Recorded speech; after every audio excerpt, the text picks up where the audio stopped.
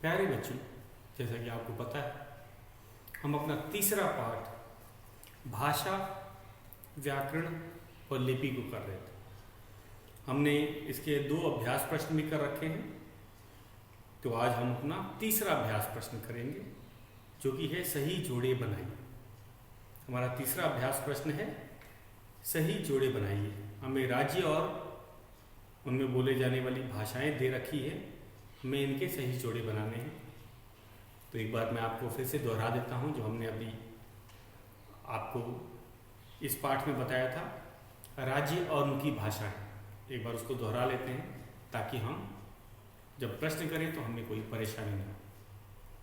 तो पहले मैं राज्य बोलूँगा और फिर वहाँ मुख्यतः बोले जाने वाली भाषा के बारे में बताऊँ। पंजाब पंजाबी, कर्नाटक कन्नड़, कर्नाटक राज्य का नाम है और कन्नड़ वहाँ बोले जाने वाली भाषा है। पश्चिमी बंगाल, बंगाली या बांग्ला भाषा कहा जाता है। कश्मीर, ये केंद्र शासित प्रदेश हो गया है, वहाँ कश्मीरी बोली जाती है। तमिलनाडु तमिल, उड़ीसा उड़िया, गुजरात राज्य है, गुजराती भाषा का नाम। महाराष्ट्र राज्य है और मराठी भाषा का नाम है। केरल में मलयालम भाषा बोली जाती है। उत्तर प्रदेश में हिंदी भाषा बोली जाती है। तो आज हम अपना तीसरा प्रश्न करते हैं, सही जोड़े बनाइए।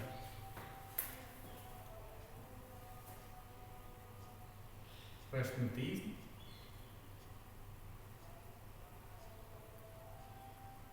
सही जोड़े बनाइए।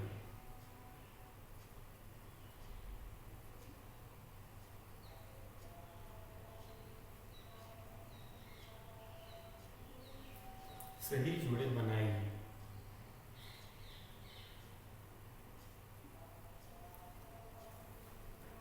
तो पहले मैं राज्य लिख रहा हूं, फिर वहां बोले जाने वाली भाषाओं के नाम लिखूंगा। राज्य, पहली सूची में हमें राज्य दिया जाएगा, दूसरी में वहां बोली जाने वाली भाषा।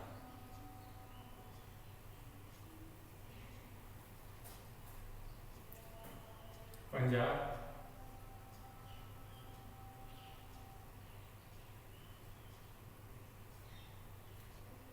महाराष्ट्र,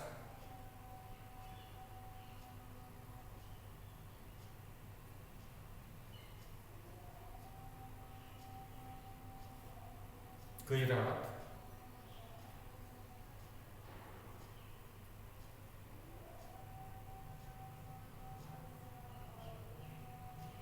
उत्तर प्रदेश,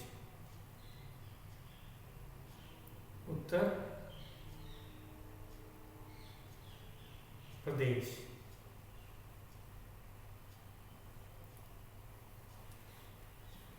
भाषाएं हैं, इसका हमें बाद में मिलान करना है। पहले मैं भाषाओं के नाम लिख देता हूं।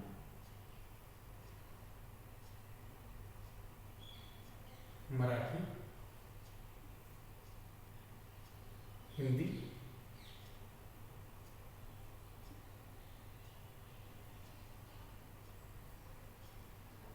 पंजाबी,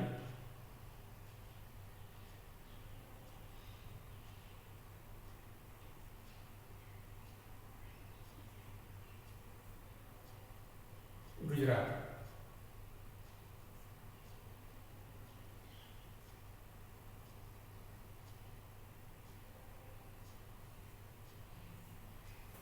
तो ये मैंने सूची लिख दी, हम इसका मिलान करेंगे। सही राज्य का, यहाँ राज्य है, यहाँ मुख्यतः वहाँ बोली जाने वाली भाषा।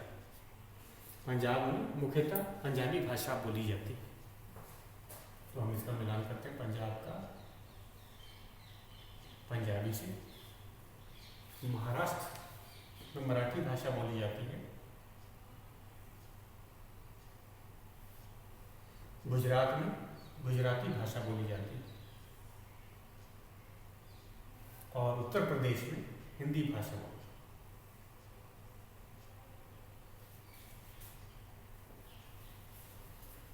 अब हम अपने चौथे प्रश्न पे चलते हैं। जिन बच्चों के पास बुक नहीं है उसे नोट करते जाएंगे ताकि बुक मिलने पे उन्हें किसी की मदद की कोई ज़रूरत ना पड़े। तो चौथा है, सही के सामने टिक तथा गलत के नाम सामने क्रॉस का चिन्ह लगा। तो सही के आगे सही लिखना है, गलत के आगे गलत लिखना है। बहुत आसान है। ये हमारा चौथा प्रश्न है।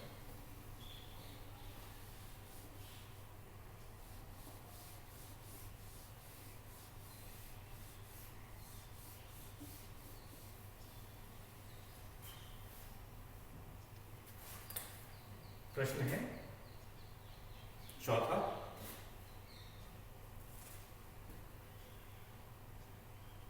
सही के सामने सही के सामने सही का तथा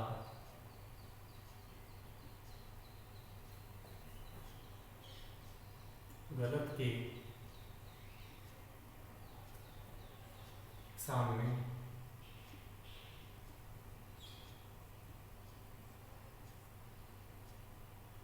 क्रॉस का चिन्ह लगाओ।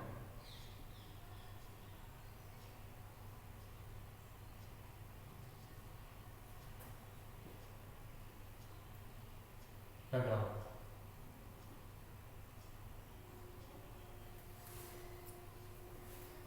पहला है, पहला भाग इसका है, व्याकरण भाषा का शुद्ध रूप सिखाता है। व्याकरण भाषा का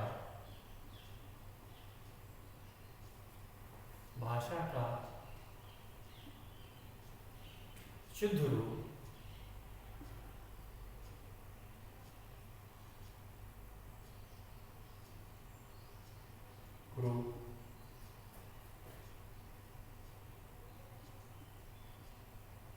सिखाता है।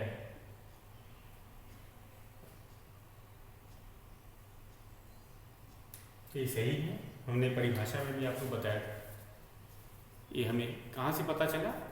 ये हमें भाषा की परिभाषा से ही पता चला, व्याकरण की परिभाषा से पता चला कि जो व्याकरण है, हमें हर भाषा का अपना व्याकरण होता है और व्याकरण ही हमें भाषा का शुद्ध रूप सिखाता है। सही बोलना और लिखना, बोलना का अर्थ है यहाँ पे उच्चारण। तो ये सही है वाक्य, व्याकरण भाषा का हमें शुद्ध रूप सिखाता है। तो व्याकरण वह पुस्तक होती है जो हमें भाषा के उस भाषा की का शुद्ध रूप बताती है, क्या सही है क्या गलत है। तो ये सही है, तो हमने सही का निशान लगा दिया। दूसरा है भाषण देना भाषा का लिखित रूप। भाषण देना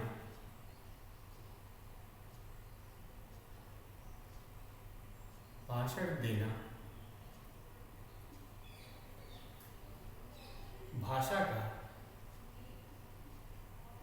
भाषा का लिखित रूप है। लिखित रूप है।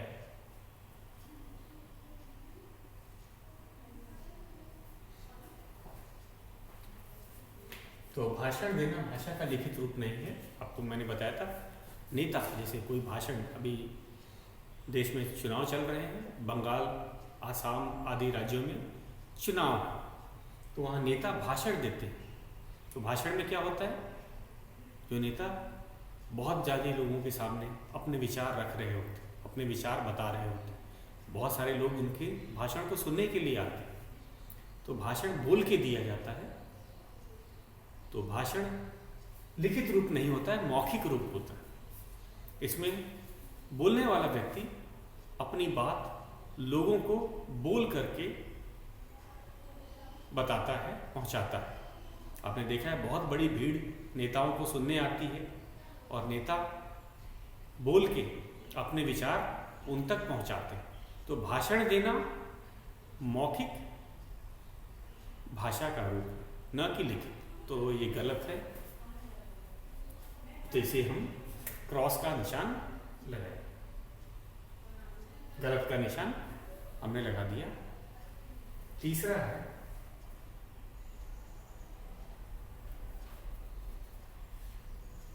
भाषा के मुख्य दो रूप हैं।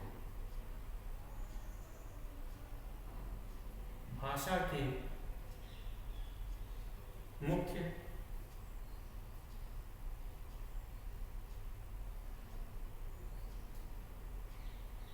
दो रूप हैं।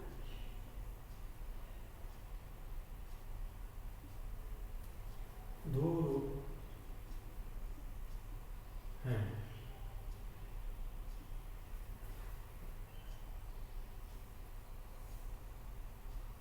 ये सही बात है। मुख्य, जब मैंने आपको बताया था भाषा मौखिक रूप से बोली जाती है, मौखिक रूप होता है इसमें व्यक्ति बोल करके अपने विचार दूसरों तक पहुंचाता है, और दूसरा रूप होता है लिखित रूप, इसमें व्यक्ति लिख करके अपने विचार दूसरों तक पहुंचाता है।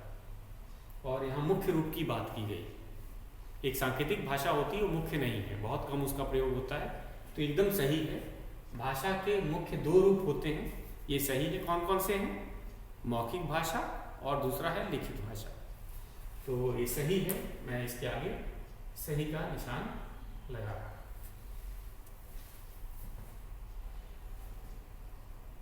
चौथा वाक्य है हमारा व्याकरण। व्याकरण के चार भाग होते हैं। चार भाग हैं।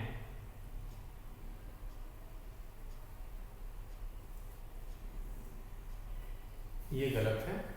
हमने आपको बताया था कि व्याकरण जो है, व्याकरण हमें किसी भी भाषा को शुद्ध रूप से बोलना और लिखना सिखाता है, और इसके तीन भाग होते हैं। पहला वर्ण, वर्ण विचार कहा जाता है, जो वर्णों के बारे में बताता है, उनका उच्चारण, उनके प्रकार, उनके भेद। दूसरा है शब्द विचार, ये शब्दों के भेद, विचार और उनके बारे में हमें ज्ञान कराता है। तीसरा है वाक्य विचार, वाक्यों के प्रकार, उनके भेद और उनकी अशुद्धि के बारे में हम इनसे जानते हैं। तो ये गलत दिया है। व्याकरण के चार भाग नहीं होते हैं, व्याकरण के तीन भाग होते हैं। एक बार फिर से दोहरा लेते हैं, वर्ण विचार, शब्द विचार और वाक्य विचार, ये तीन ही भाग होते हैं। तो ये गलत है, तो हम इसको गलत का निशान लगाएंगे। चौथा व्याकरण के चार भाग होते हैं, ये गलत है। अब हम चलते हैं अपने पांचवें प्रश्न।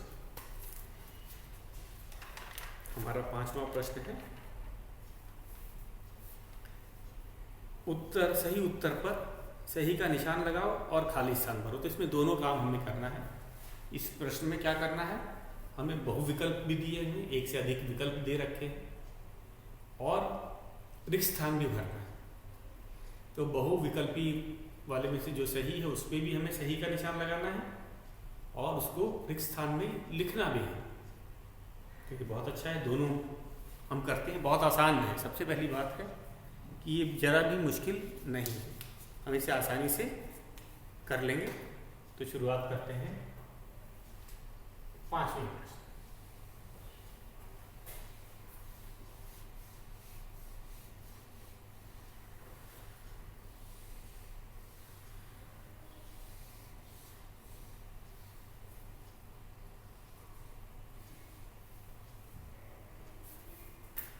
प्रश्न है पांचवा, सही उत्तर पर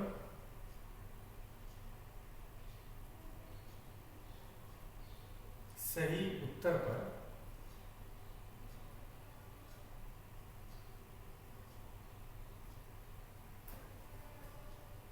सही का निशान चिन्ह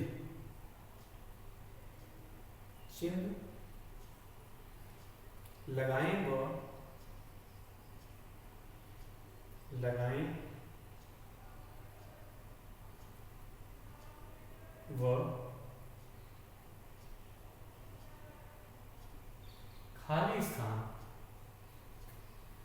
खाली स्थान भरे।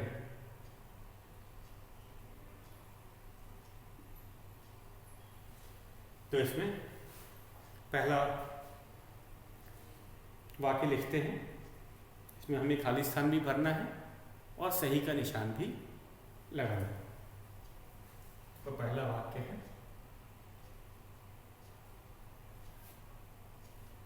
बच्चा सबसे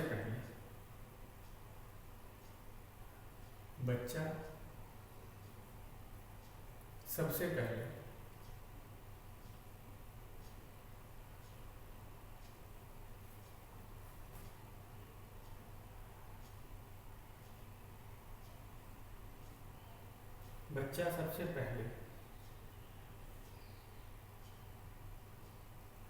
बोलता है।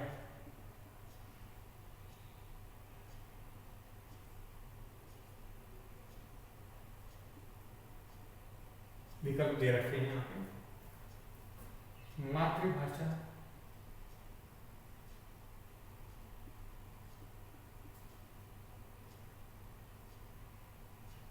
दूसरा विकल्प है हिंदी,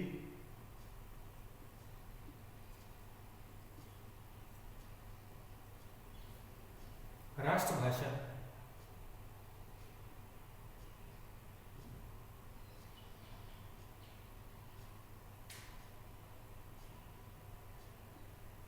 अंग्रेजी।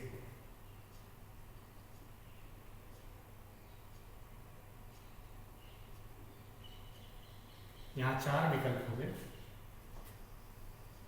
कौन कौन से? पहले मातृभाषा, हिंदी, राष्ट्रभाषा, अंग्रेजी।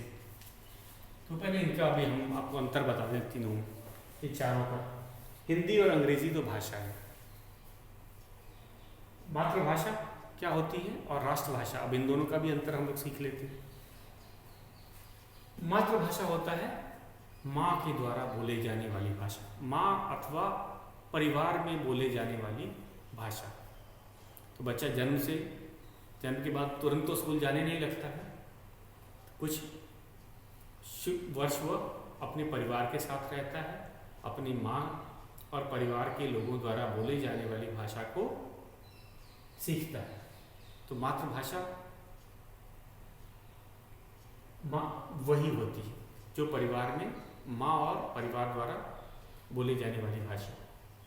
हिंदी, जरूरी नहीं है कि कोई बच्चा हिंदी ही सबसे पहले सीखे। अगर उसकी मातृभाषा हिंदी नहीं है तो जरूरी नहीं कि वह हिंदी ही सीखे।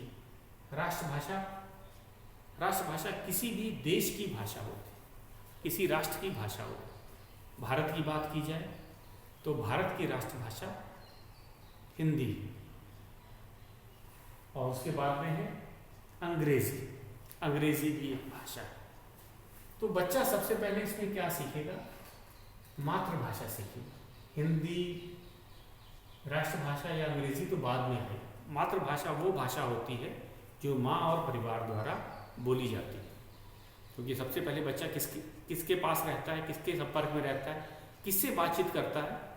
पहले वह स्कूल नहीं जाता है, अपने माँ से बात करता है, पिता से बात करता है, भाई बहनों से बात करता है, या परिवार के अन्य सदस्य, चाहे दादा दादी, नाना नानी हो, उनसे बात करता है। तो जो भाषा उसने सीखी माँ से या परिवार से, उसे मातृभाषा कहते हैं। तो बच्चा सबसे पहले मातृभाषा सीखता है। सही विकल्प मातृभाषा है। हम इस पर सही का निशान लगाएंगे और उसे लिखेंगे भी। तो हमने लिखा मातृभाषा।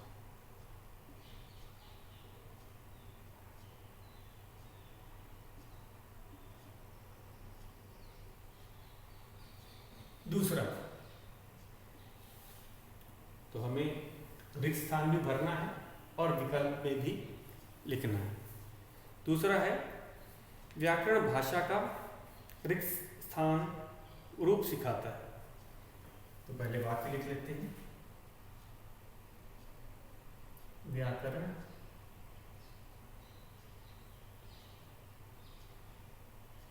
भाषा का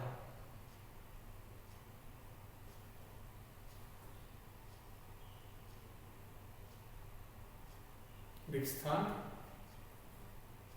रूप सिखाता है। सिखाता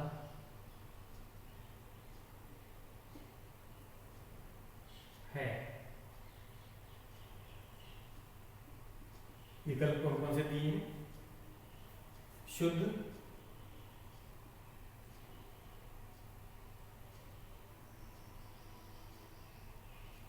अशुद्ध,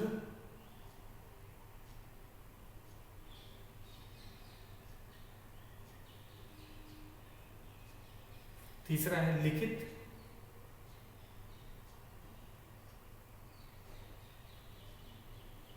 चौथा है मौखिक।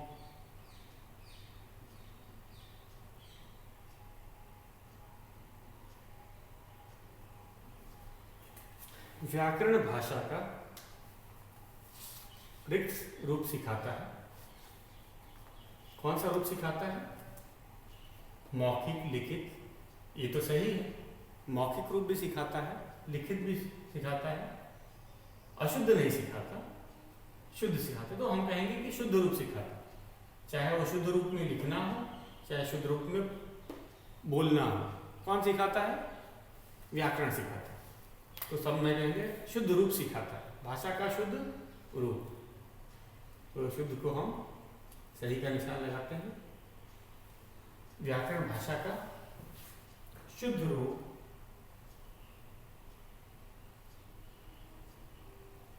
शुद्ध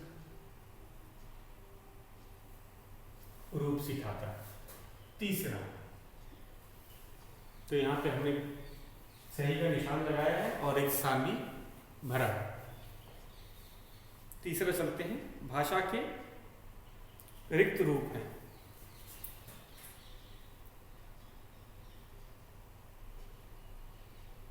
भाषा के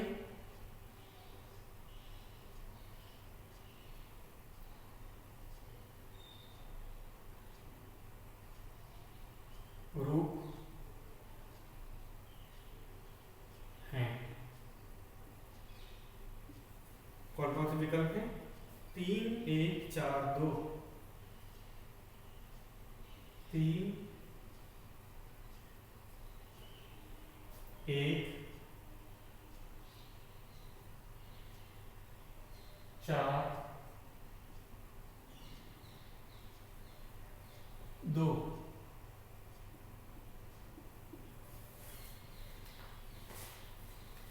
तो हम जानते हैं भाषा के मुख्य 2 रूप होते हैं, मौखिक और लिखित।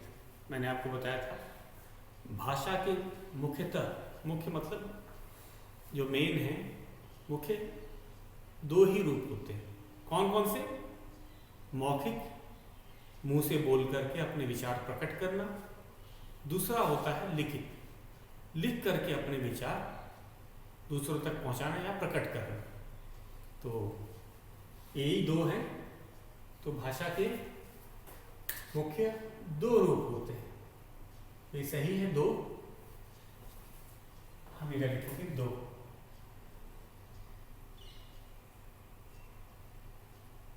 चौथा, मौखिक भाषा को लिखने का ढंग कहलाता है। मौखिक भाषा को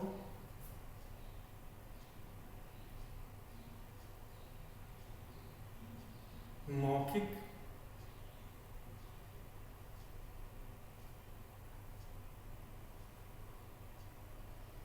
भाषा को लिखने का ढंग, लिखने का ढंग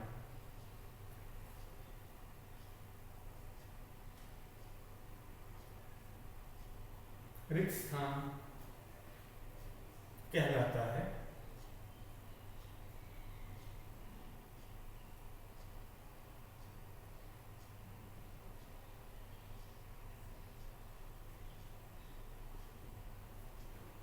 क्या कहलाता है?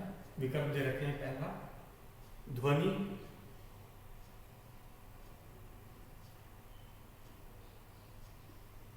दूसरा विकल्प है भाषा, तीसरा है विकल्प लिपि, चौथा है शब्द।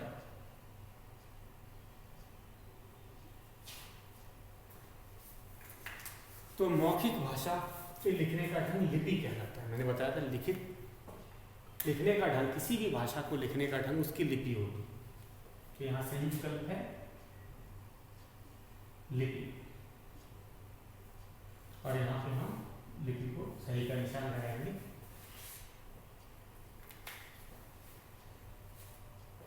तो ये थे हमारे बच्चों अभ्यास के प्रश्न।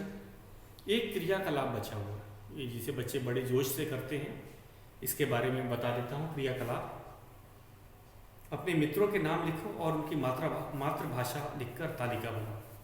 मैंने आपको मातृभाषा के बारे में आज बताया था कि जो बच्चा सबसे पहले अपने परिवार में सीखता है वो मातृभाषा है। तो ये इसका आपको ड्राइंग शीट में करना है, और ये आपकी क्रियाकलाप